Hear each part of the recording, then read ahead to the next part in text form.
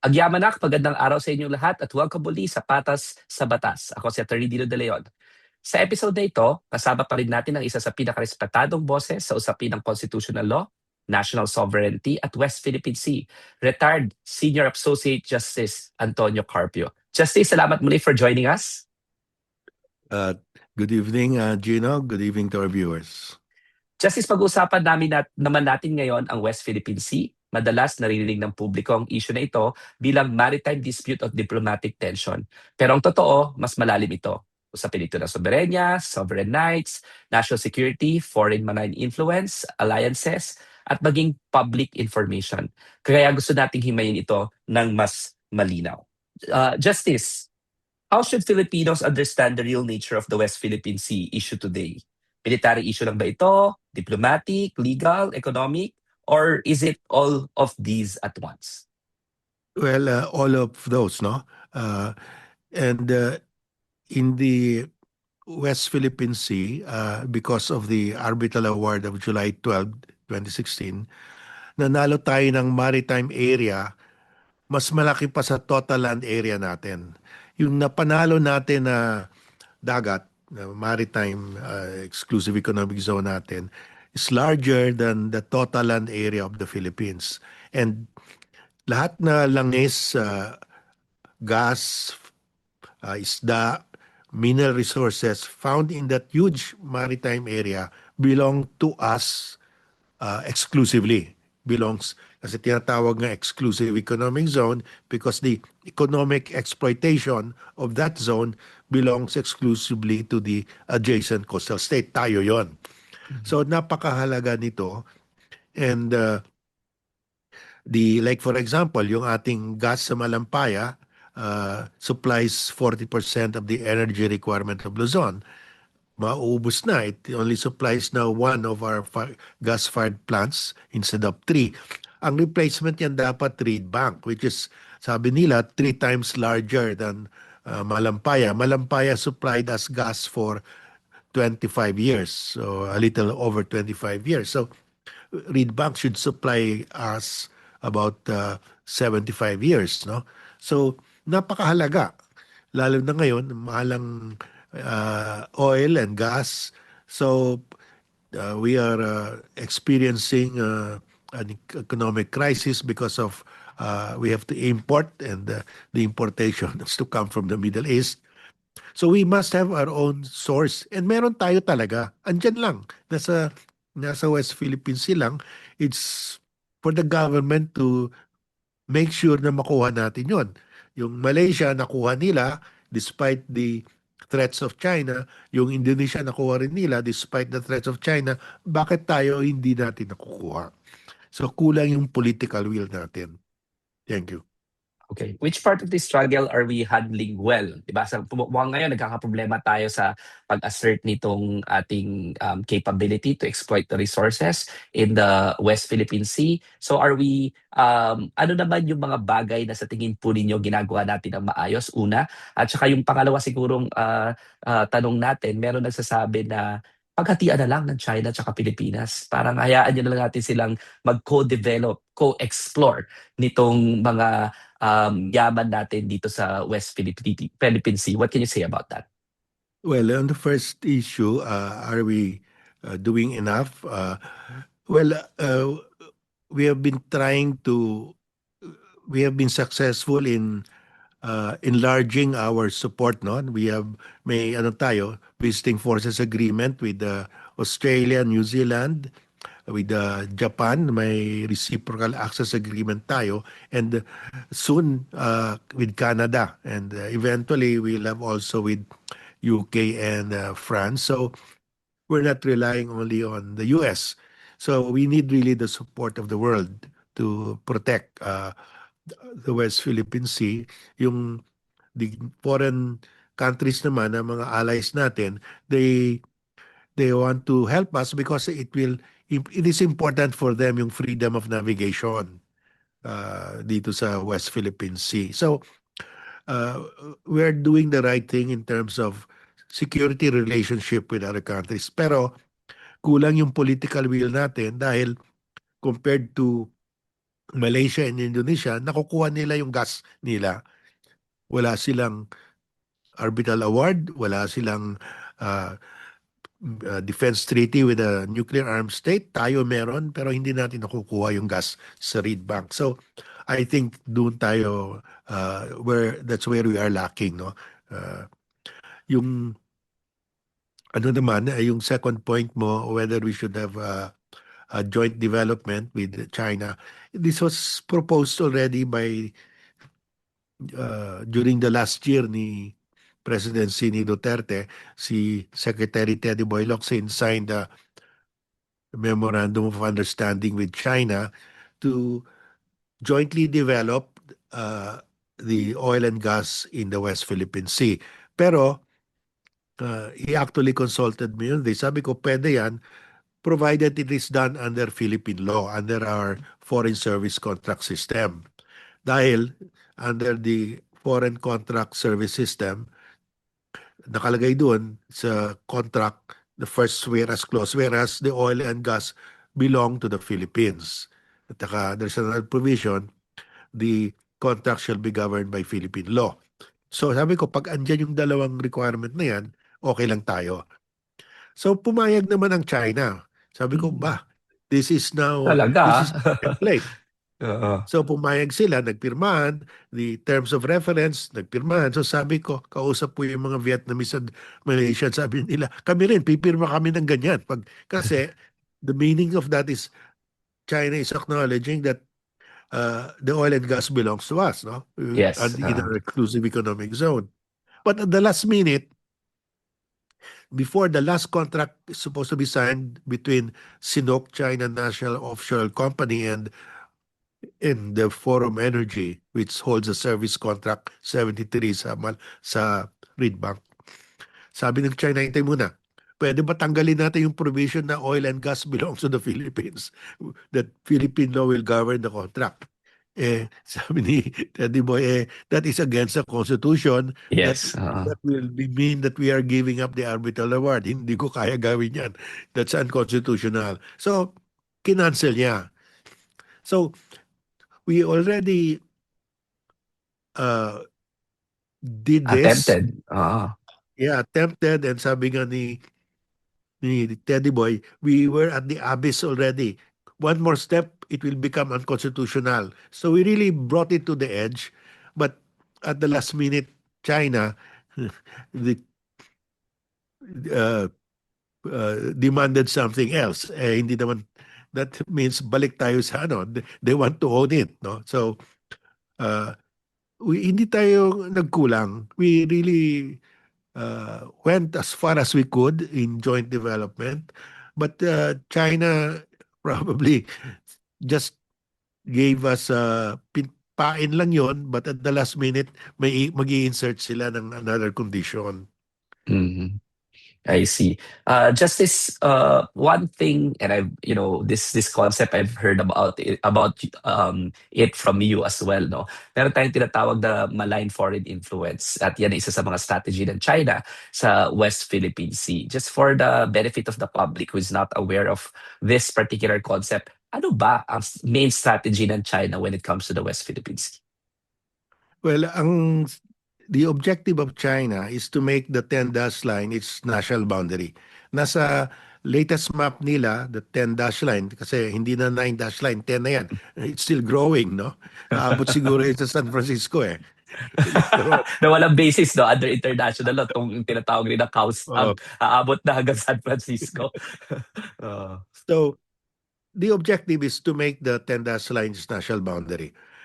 That means we will lose 80% of our exclusive economic zone in the West Philippines. It also means ubos yun. Mawawala sa atin yung Calayan Island Group and Scarborough Shoal. We cannot allow that, no? So that is really the objective of China sa West Philippine Sea. So ang atin naman, we want to preserve the exclusive economic zone dahil that's ours under international law, and that's the patrimony of the Filipino people. Yung mga grandchildren natin, they will fault us for not defending, no? So we have to defend that for present and future generations of Filipinos. So yun ang laban dito. Napaka ano yan ha? That area is so huge, more than our total land area, and all the fish, oil, gas, and mineral resources in that area belong to us. Napaka ano yan, napakahalaga yan. Kahit na itong ano, bakit tayo, why are we fighting over these small rocks above water at high tide? Like Scarborough Shoal, di ba? Mm. Napakalit na rock yun. Siguro mga 10 people can stand on it. But under UNCLOS, that small rock above water at high tide, there's a 12 nautical mile territorial sea around it. That area of 12 nautical mile territorial sea, that's more than twice the land area of Metro Manila, more than twice the land area of Singapore. And if we have sovereignty over Scarborough Shoal, all the oil, gas, and mineral resources, the fish within that huge area belong to us exclusively. Kasi territorial sea natin yan. That's Mhm. why states now go to war over these small rocks above water at high tide. Napakalaga. And we have to defend it because that's our duty, no? To not only to ourselves but to future generations. Justice, paano pag yung mga nagsasabi, at ito yung mga rhetoric na nakikita natin online, no, na um, echoing Chinese propaganda. Huwag na lang nating ipaglaban yung mga yan kasi magkakagera. Ano yung masasabi natin dito sa ano na to, no, na parang gusto nyo ba ng gera? Bakit yung kinakalaban ng China? Dapat hindi tayo, hindi naman natin sila kaya. Ayaw natin ng gera. Well, alam mo, the Chinese have adopted the three warfare strategy. This is the strategy of China in winning the South China Sea. Uh, uh, this was approved by the People's Congress, the Politburo, the Military Commission. So everybody in China, the entire levels of authority in China approved the three warfare strategy. Yung first warfare is they will win the South China Sea by a historical narrative, by publicity, by PR, that they owned it since 2,000 years ago.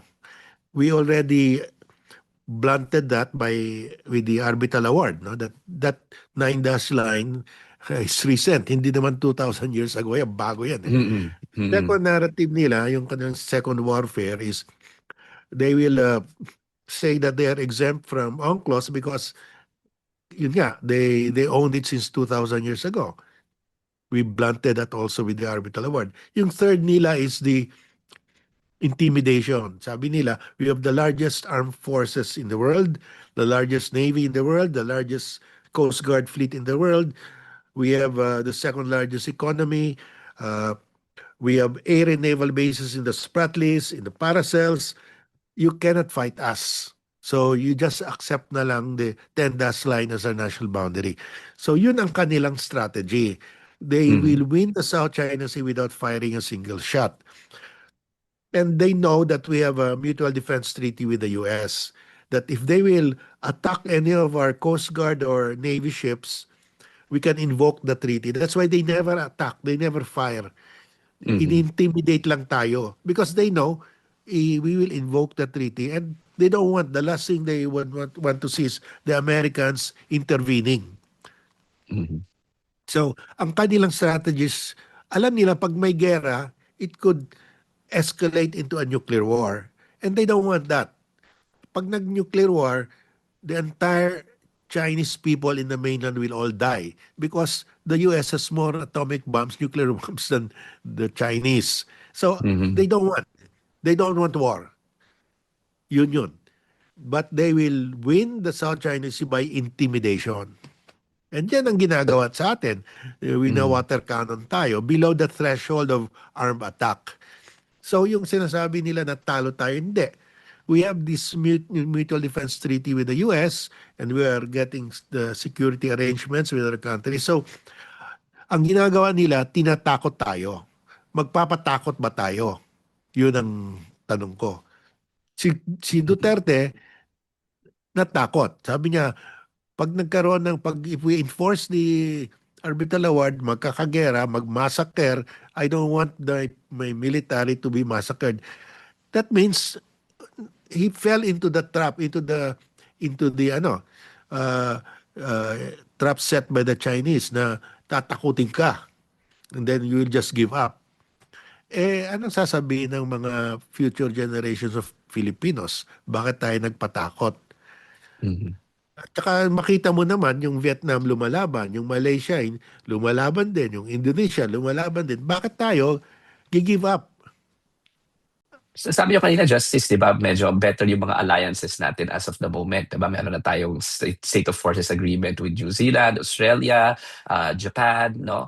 But it has not always been this case, especially during the Duterte administration. What are your prospects of us being able to retain these alliances, especially, let's say, for example, in 2028, if Sara Duterte prevails in the presidential elections? Well, pag si Sara, we're back to the Duterte days. Sasabihin niya, do not patrol the exclusive economic zone. Patrol only up to the territorial sea. Sabi ni Duterte, talo na tayo. The Chinese have occupied already the West Philippine Sea. Eh, pag ganyan ang thinking mo, talagang walang mangyari sa atin, no?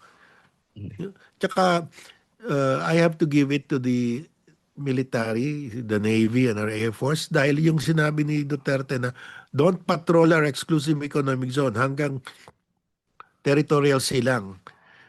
The Constitution says we have to protect our marine resources in the exclusive economic zone. So tinanong ko yung mga Navy officer, are you following the directive of Duterte? Sabi niya, no, because we asked him to put it in writing. Ayaw Mhm. naman daw to put it in writing, no? So, Maki-question. Very good, ah. Very good yung mga Navy natin, ah.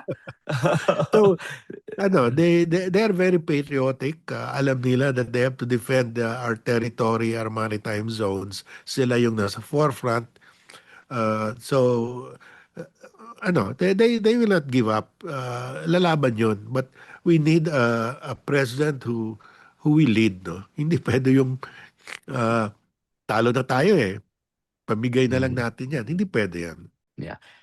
One of the strategies as well of China and Beijing is what we call yung foreign malign influence. Ibig sabihin, ang ginagawa nila, yung elite capture na tinatawag o yung elite co-optation justice. Sa tingin niyo po ba, this is in the works in the Philippines and have they captured part of our elite to make sure that they will be able to propagate Chinese propaganda? Well, they've been successful during the time of Duterte, of Rodrigo Duterte, and they're trying to repeat that in 2028, no, with Sara. And we also have a small group lang, but very vocal, pro-China, no? And they have been uh, saying that, oh, yung Scarborough, hindi yan, that's not part of Philippine territory, outside the Treaty of Paris lines yan. Mhm. Yung mga ganyan, no? Although, sabi ko, nasa 1734 Pedro Murillo Velarde map yan, the first official map of Philippine territory, kasama na yung Scarborough at saka yung Calayan Island Group, no? So, we have to explain to the Filipino people, we have all these uh, documents, all the official maps, all the treaties that say that atin yung Scarborough Shoal and the Calayan Island Group. No? So we just have to keep on explaining and rebutting this narrative of the pro-China minority, very small group within the Philippines. Very small group pero very loud group nonetheless, no, Yeah, including in oh. the Philippine Senate. This is going to the dun sa maps, no, kasi you have introduced and has always talked about yung mga forgotten maps, including yung 1875 Carta General del Archipelago Filipino. Can you help us understand, including the public who's not very aware of course, yung legal intricacies, bakit po ba napaka-importante rin na pinapakita natin itong mga mapa na ito? Well, itong 1734, 1808 at saka yung sinabi mong 1875 Carta General are official maps of Philippine territory during the Spanish regime. So, and then, yung 1875 Carta General, 1875 yun, tapos in Mhm. 1898, you have the Treaty of Paris. Mhm. Yung mga Amerikano, they adopted it as their map of Philippine territory. So you have two colonial powers of the Philippines who ruled the Philippines for 381 years. And they both agree that this is the map of Philippine territory.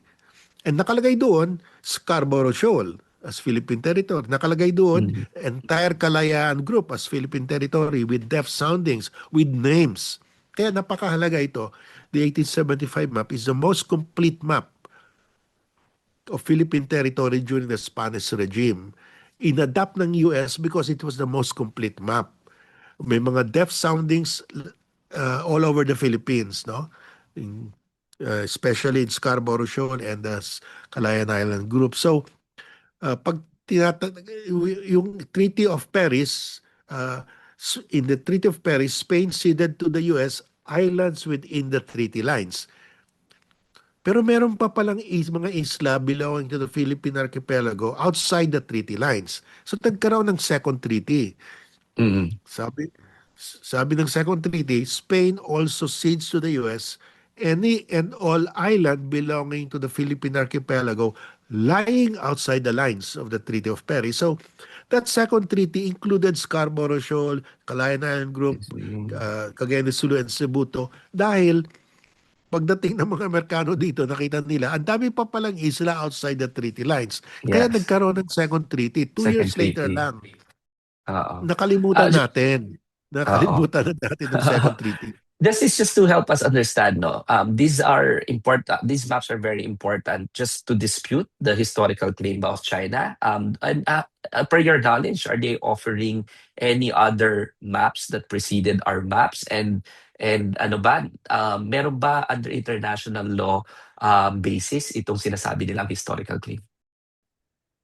Yung China, in 1997, 1994, 97, 96, published the Atlas of Ancient Maps of China, yung People's Republic of China. They were so Mhm. proud of their Chinese dynasty maps. They published it. These are the official maps of China during the dynasties. The dynasty ended in 1912, the Qing dynasty. Mhm. So from the Song to the Qing, almost 1,000 years. Doon sa mapa na yon, atlas nila, all those maps show that the southernmost territory of China was Hainan. Officially. Okay, So that's officially. why Okay. in the arbitration at The Hague, we submitted all these maps. Sabi Mhm. natin, based on their own public record, historical maps of the dynasties, they publish it, they're so proud of it. Makita mo doon, the southernmost territory of China was Hainan. China. So, they're latecomers sila when it comes to claiming the Spratlys or Scarborough Shoal. No? So, that's why right now in the West, nobody believes this 10-dash line anymore. Mhm. Mhm. Kasi nabisto na sila eh. Oo. Yung China, yung 1947 map nila is very late. Kaya sabi ko, we have to start with 1734 Pedro Murillo Velarde map, which was an official map of Philippine territory during the Spanish, the first. And nakalagay na doon yung Panakot Scarborough Oo. Shoal. Nakalagay na doon Los Baos de Paragua, the shoals of Paragua, which is the shoals of Palawan. So, napakatibay yung ating title. Kaya, but ang problema, we have not sat down and agree that this is a historical and legal narrative. I Iba-ibang see. pinagsasabi natin eh. Kaya Mhm. Mhm. the world is also confused. So I've been trying to push that the DFA, the DepEd, the National Security Advisor, DOJ, Office of the President should sit down and agree. Why are we claiming sovereignty over Scarborough Shoal and the Spratlys? There was a time that we used Thomas Cloma to claim the Spratlys. Thomas Cloma was born in 1904. Mhm. Yung ating 1875 Carta General, 25 years ahead Thomas of Loma. Thomas Cloma. So Oo. Ay. we have to go back. In fact, 1734 is the starting point. So kung 1734 ang starting point, and even in all the maps of China that they've published, showing na Hainan is the southernmost part of China, even pala sa argument ng historical claim and territorial rights, not just sovereign rights over water, Mm. lamang ang claim ng Pilipinas. Tama po ba? Yes, Ang aking intindihan, yes. definitely.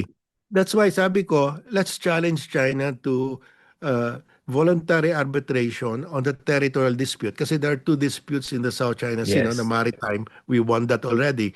Yung territorial, wala kasing treaty that compels everyone to submit it to compulsory arbitration. The other side, they will have to agree to voluntarily submit it to arbitration. So let's just challenge China to tell the world, oh kami, handa kami. China will not Ganda. agree kasi Ganda. matatalo sila eh. Oo, kasi sarili nilang publication eh, 'di ba? Ito na naman yung sinasabi natin sa previous episode na meron kang declaration against interest eh, no? Yeah. Official Oh, publication ng China. Oh, that I is see. the ruling of the ICJ in the Pedra Blanca case, the arbitration between Singapore and Malaysia over Pedra And Blanca, a small rock. Sabi uh, ng ICJ that Malaysia published a map voluntarily, no? Unilaterally published a map saying that Pedra Blanca belongs to Singapore. So sabi ng court, that is admission against interest. That interest. binds. Katulad niyan ng Atlas of Ancient Maps of China. They're bound Yeah. by that. Which was published 1912, tama ba aking recollection? Kasi Yung Atlas was published in the 94, 1990s. Nin- uh, 1994, 96, 97. 3 volumes yun eh. 97, 3 volumes. Uh, I I have a see. copy Very of that. interesting. Uh-huh. I have a copy of that, but China has prohibited the exportation now. Kasi kasi sabi ko, oh, you're bound by your own maps Oo. against interest eh. Pwede. Oo. So Buti there, na lang pala, meron tayong kopya. Sana marami tayong kopya. No, just kahit pa paano. Okay, I'd like to zero in on two additional topics on the West Philippine Sea no, before we end siguro, Justice. But I love the discussion on that on territory. Even I learned a lot no, na hindi lang pala yung maritime dispute ang malakas ang argument natin, but even in the territorial dispute. It's not just the international, it's not that's under UN UNCLOS, but even yung historical rights, assuming that this is, of course, a territorial dispute. Going to the transparency initiative of the Philippine government, what is your opinion? Do you think it is working? And do you think this is the right track that the government should take as a matter of strategy in the West Philippine Sea? yes, I think it's the right track dahil alam mo yung China, nuclear armed state, they believe that kaya nila lahat sa Asia.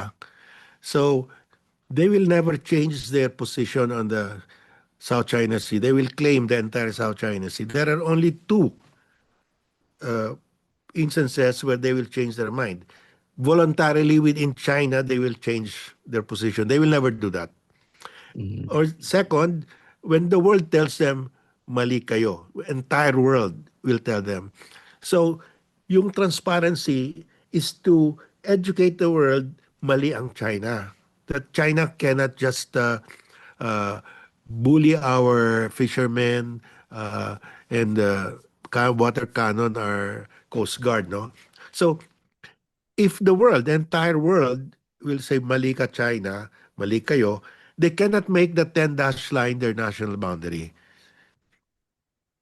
Okay. So What else? Yes. we really need the support of the world, and to get the support of the world, we have to present everything to them. Before the Arbitral Award came out, I've read in Harvard Law Review, in journals in other countries that maybe China's 9-dash line is true, it's correct, because China's is an old civilization. They must have owned the South China Sea since 2,000 years ago. Yun ang thinking. But when the ruling came out na walang basis yun historically, bumaliktad. The thinking in the West changed suddenly. There's not one single country in the world supporting China now that they own the South China Sea. Wala na. So Mhm. that's why I said we have to pile arbitral awards upon arbitral awards to cement this the support of the world. Thank you. Yeah, very good. No, very good. Justice, on the last topic, no, what else can we do to counterbalance China at this point? As you've mentioned, they're a nuclear powered state. We cannot, of course, fight them bullet by bullet, diba? They have a bigger army, they have a bigger population, they have a bigger economy. Militarily, they're a superpower as well, no? And the Philippines is not. So what else can we do? And do you think right now, are you satisfied with the minimum credible defense posture of the Philippines, given its recent acquisitions, including proud tayo na bagong BrahMos missiles, di ba? Nag-acquire tayo ng mga bagong parating na fighter jets, nagkaroon tayo ng mga bagong fleet, no? Mm. Do you think we are starting to have at least a minimum credible defense posture? And if not, what else can we do as a Filipino nation with respect to the West Philippine Sea?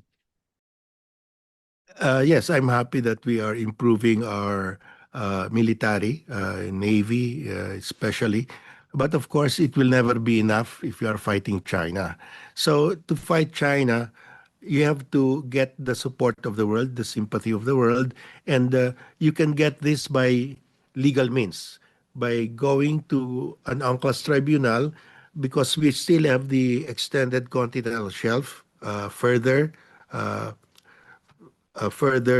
than the Spratlys. Beyond the Spratlys, we are claiming an extended continental shelf katulad ng Benham Rice, no?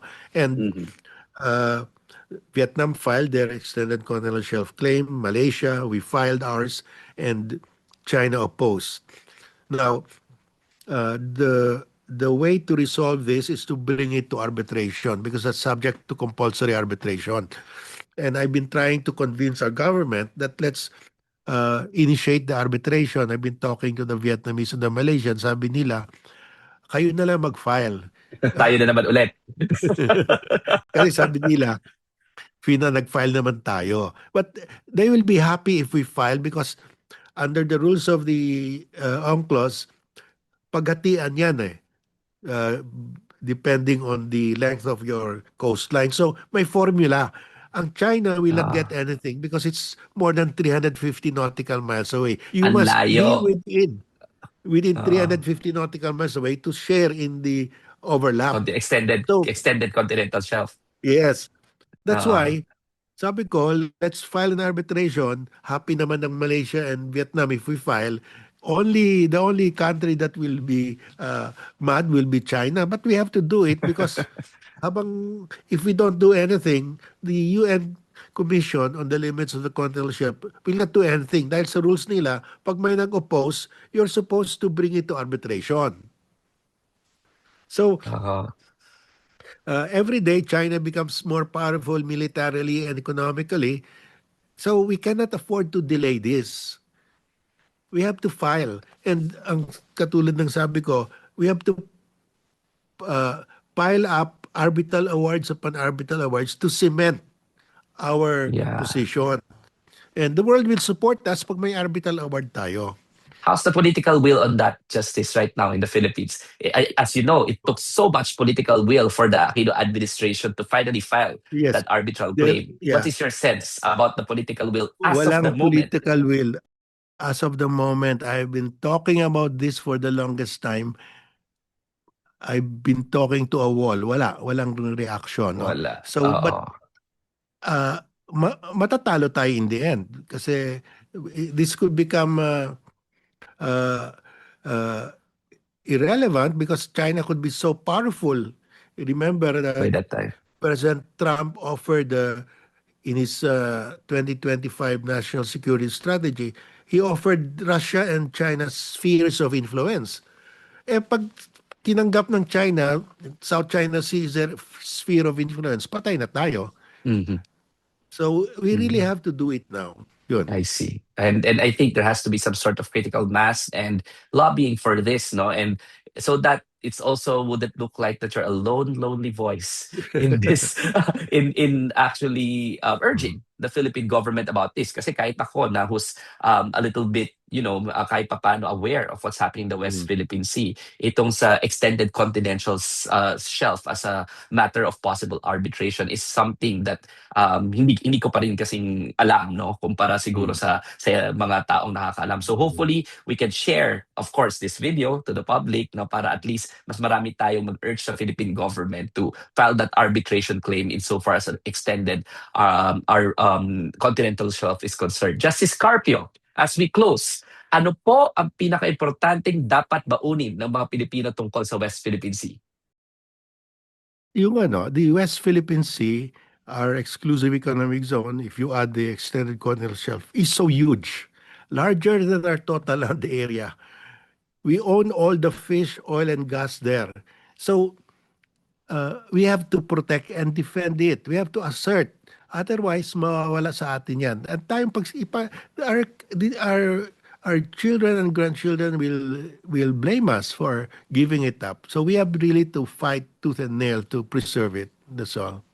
Thank you very much, Justice Antonio Carpio. Maraming salamat po sa inyong panahon at sa napakalinaw ninyong pagtatalakay at sa lahat na nakikinig. Maraming salamat sa pagsama sa amin dito sa Patas sa Batas. Kung gusto ninyo ng mas malinaw na at masinsinan na usapan at mas makabuluhang talakayan tungkol sa batas at mga pambansang usapin, follow and share this video. Again, thank you very much, Justice Carpio.